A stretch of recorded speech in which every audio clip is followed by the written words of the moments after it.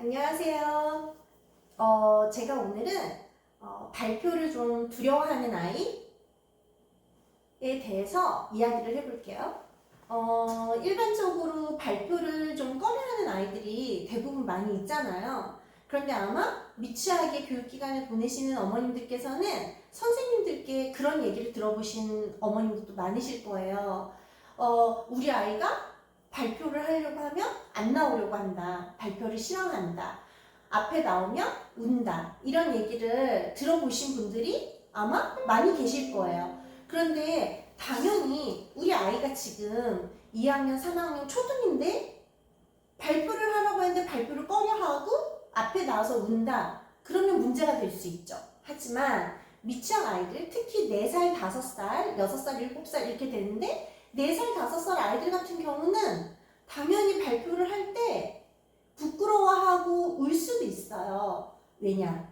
애들마다 어쨌든 타고난 그 성향의 기질이라는 게 있잖아요. 그 기질에 따라서 어떤 아이는 유독 부끄러움을 많이 타가지고 앞에 나오면 말을 잘 못하고 긴장을 하고 그리고 울어버리는 아이들이 있다는 거죠. 그런데 그거를 너무 심각하게 고민을 하거나 하지 않으셔도 돼요. 그렇다고 해서 엄마가 이거를 어떻게 아이한테 계속적으로 설명을 하지 않아도 돼요. 대부분 어머님들이 앞에 나가서 발표하면 울지 말고 하고 싶은 얘기하고 조금이라도 하고 와. 이런 식으로 뭔가 아이한테 발표를 하라고 뭔가 권하지 않으셔도 돼요. 가정에서도.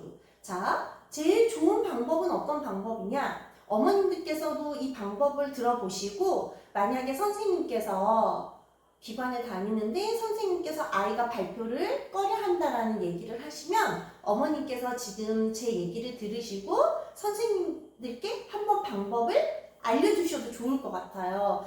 근데 자, 어떤 방법이냐면 먼저 아이가 발표를 하러 나오잖아요. 그런데 발표를 하는 데에는 분명히 목적이 있어요. 만약에 책 소개를 할 수도 있고 내가 가지고 온 물건을 소개할 수도 있고 결국 발표는 어떤 목적에 의해서 아이가 나와서 무엇인가를 보여줘야 되는 거예요.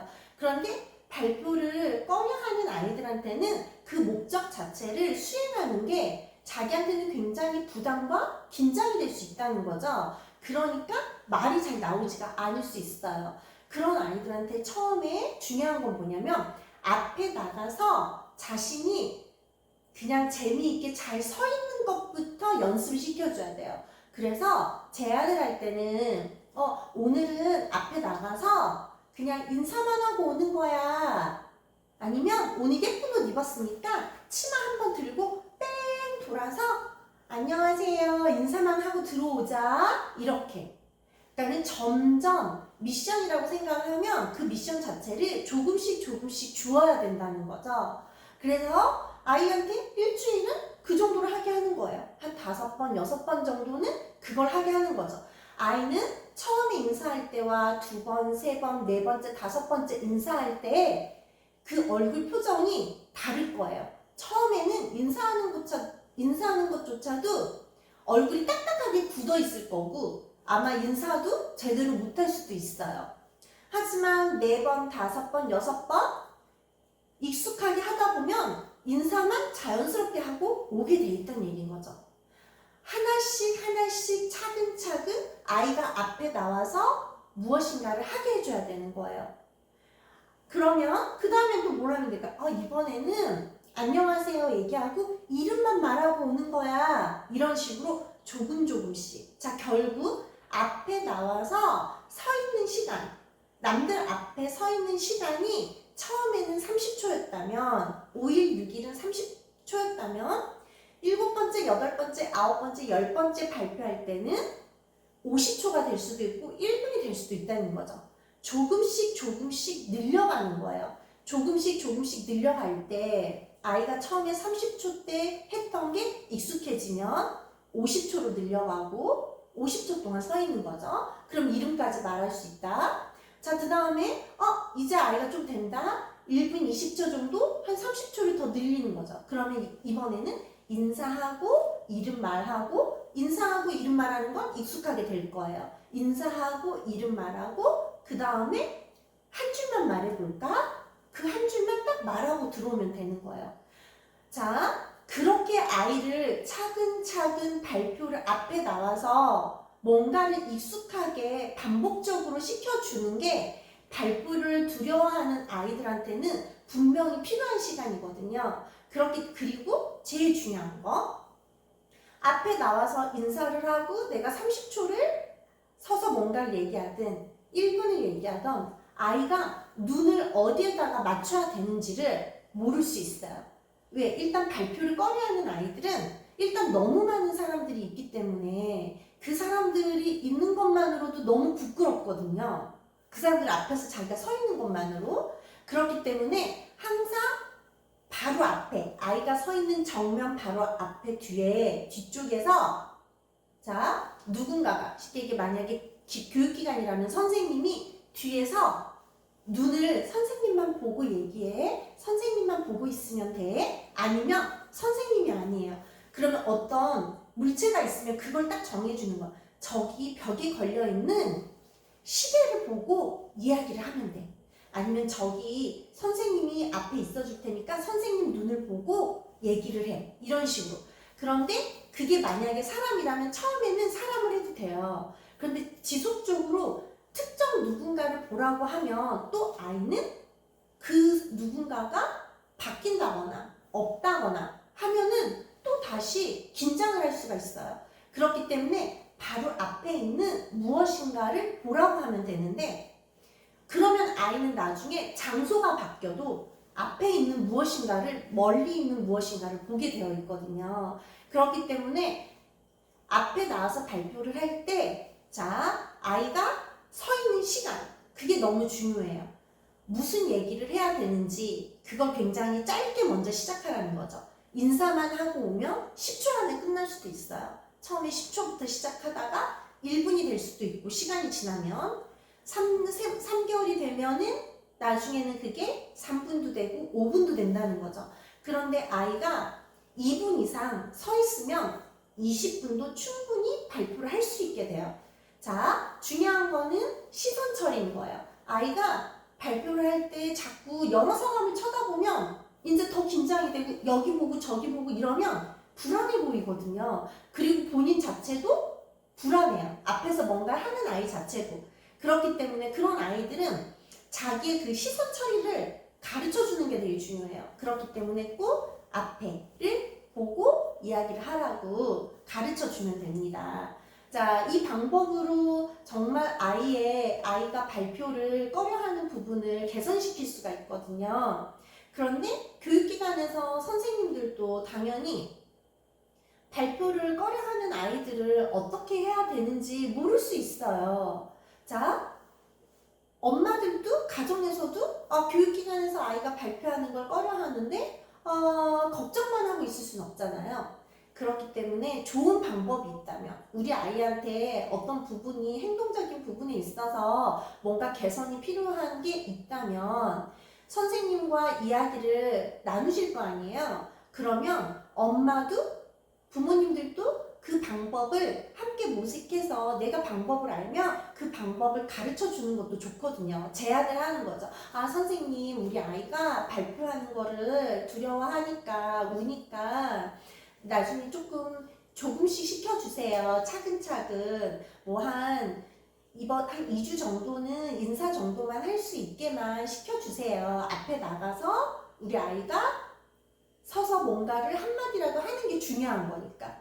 그런데 계속적으로 앞에 나가서 세워두는 경우가 많거든요. 왜? 발표를 해야 되는 시간이니까 당연히 선생님들은 발표를 하기 위해서 앞에 나와서 이 뭔가 주어져 있는 거를 해야 된다라는 게 사실 목적으로 잡혀져 있기 때문에 아이한테 나와서 그거를 하길 권할 수는 있어요. 그런데 정말 중요한 거는 아이들한테 아이가 무엇인가를 어려워한다면, 힘들어한다면, 그런데 그거를 잘하게 하고 싶다면 정말 구체적으로 차근차근 점점 하나씩 잘 아이가 익숙해질 때까지 반복적으로 가르쳐 주는 게 미취학 때서는 굉장히 중요한 것 중에 하나라는 얘기인 거죠.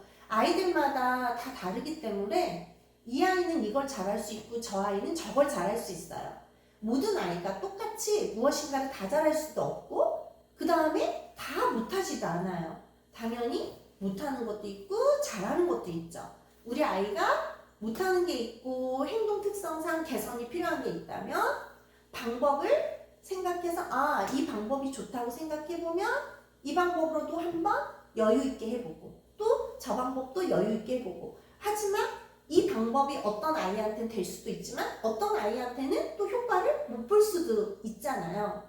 하지만 이거를 효과를 보고 못 보고는 또 아이의 어떤 기질적인 특성도 있을 수 있어요. 하지만 지금 발표를 두려워하는 아이에 관련된 제가 방금 말해드렸던 그 방법 자체는 분명히 아이한테 아이의 발표 능력이 점차적으로 좋아질 수 있는 방법이거든요. 그렇기 때문에 선생님이나 부모님이나 알고 계시면서 누군가 우리 아이가 발표를 어려워한다면 꼭 그 방법을 같이 적용해봐도 좋다는 얘기인 거죠. 자, 그리고 발표는 굉장히 이제 뭐 초등학교를 가고 6살, 7살 발표하는 거는 너무 당연한 거예요. 이게 사회생활에서는 지속되는 거거든요. 발표라는 건 결국 소개하는 거예요. 내가 가지고 있는 생각, 지금 이 주제에 관련된 나의 생각을 단독적으로 독립적으로 내가 혼자서 말하는 시간인 거예요. 그런데 그 시간을 즐길 수 있게 해주려면 중요한 건 무엇이냐면 아이가 항상 내 생각, 스스로 생각하는 힘이 있어줘야 되는 거예요. 대부분 스스로 생각하는 힘이 6살, 7살 초등이 돼서 점차적으로 있는 아이들 같은 경우는 앞에 나와서 자신이 무엇인가를 얘기할 게 있기 때문에 항상 잘 이야기할 수 있거든요. 그런데 자기의 뭔가 생각이 없으면 자신감이 없는 거죠. 자신감이 당연히 생기지가 않아요. 그러면은 앞에 나와서 있는 게 두려울 수밖에 없어요. 그렇기 때문에 발표는 그런데 중요한 게 무엇이냐? 훈련이 필요해요. 이거는 특별한 기술이라기보다는 자, 발표를 한 번 하고 2번 하고 10번 하고 100번 하고 발표하는 거. 이 발표는 곧 뭐냐? 앉아서도 해도 되는 거예요. 중요한 건 네 생각을 얘기하는 거. 그거거든요. 근데 그런 시간이 많은 사람들 앞에서 내 생각을 얘기하는 거. 이 시간이 아이한테 얼마만큼 많이 주어졌냐. 그것도 미취학 때 얼마만큼 많은 시간이 자연스럽게 주어졌냐에 따라서 아이들이 나중에 초등학교에 가서 손을 번쩍번쩍 들면서 자신의 생각을 잘 소개하고 발표할 수 있다는 얘기인 거죠. 그렇기 때문에 발표는 꼭 미취학 때 8세 이전의 아이들에게는 너무나 자연스럽게 그 교육 환경에서 훈련이 되어야 된다라는 얘기인 거예요. 그리고 발표에 자신감이 있는 아이들은 무엇이든지 자신의 생각을 스스로 존중하고 그리고 타인을 굉장히 잘 바라보죠. 타인을 바라보면서 타인의 의견에 경청할 수 있고 경청을 통해서 좀 더 나은 생각을 이야기할 수 있고 그게 어느 정도 발표에 향상되는 지점이거든요. 그렇기 때문에 아이들이 항상 늘 자신의 생각을 스스로 잘 이야기할 수 있도록 가정에서도 뭔가를 이야기 나눌 때 아이의 생각을 먼저 물어보고 그리고 부모는 부모의 생각도 이야기를 해주는 게 낫죠. 무조건 가르치기보다는. 그래서 제가 오늘은 발표를 꺼려하는 아이 그리고 발표에 대한 이야기를 이제 해보았습니다. 네, 오늘은 여기까지 이야기를 마치겠습니다. 감사합니다.